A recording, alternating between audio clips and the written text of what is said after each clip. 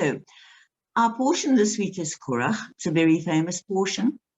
It's one of the great rebellions that have really worried our rabbis. Why did this great man, a great leader, Korach, rebel against Moses? He shouldn't have. Of course, we've seen rebellions before. We had the rebellion with the golden calf. And even in the last Sedra, you'll remember with the spies, when the 10 spies came back and with the people groaned and moaned and said it was impossible, there was another type of rebellion. But this is the worst rebellion of all. And one cannot understand it, because not only was Moses the one who led the Jews from Egypt, but all the Israelites saw with their own eyes the many miracles that God arranged through him. They saw him wave his staff over the Red Sea, causing the waters to divide. Could there be any doubt in Korach and his followers, several hundred of his followers, could there be any doubt in their mind that this man was appointed by Hashem and the authenticity of his leadership? Well, Rashi quotes the Midrash. How could Korach, a wise and learned person, act so foolishly? Well, I mean, Moses had appointed another Levite. This is what some of the rabbis say. We don't read it in Torah, to be leader of the tribe. And Korach was envious of him. So, even if Korach was envious or jealous of him, how can envy deprive a person, you or me or anyone, of such logical thinking that you can see before your own eyes that this man is a leader? But indeed, that is exactly what envy does. And that's why the commandment says, thou shalt not covet. That means you can't even be envy. It's not wishing for someone else's position. It's being envious that they have a better position from you. And it really defies logic. It does. But we've all experienced that feeling. I have.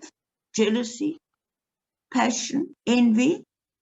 By the way, not as regards any other woman or man, but definitely in terms of comparing myself to other leaders in our community and beyond. Envy takes us out of the natural order of things. Envy is a funny emotion. It takes away rational thinking.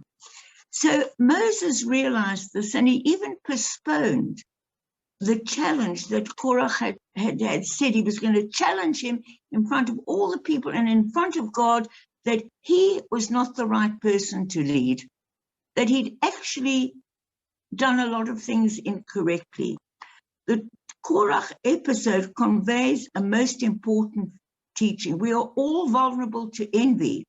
And it's an easy emotion, if you're true with yourself, to know you're feeling envious. Advice: don't do anything for a while. Envy can suspend all rational thinking and do things that we regret. So if you feel envious, and I'm concluding on this, ventilate your feelings to a friend. Phone me up. I hope I'm your friend. Or write them down. Don't do anything about it.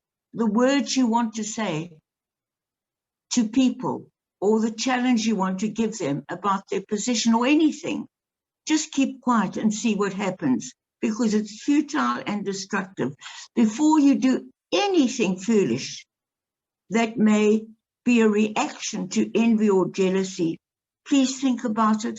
Phone me, phone a friend, because I've been there, my friends.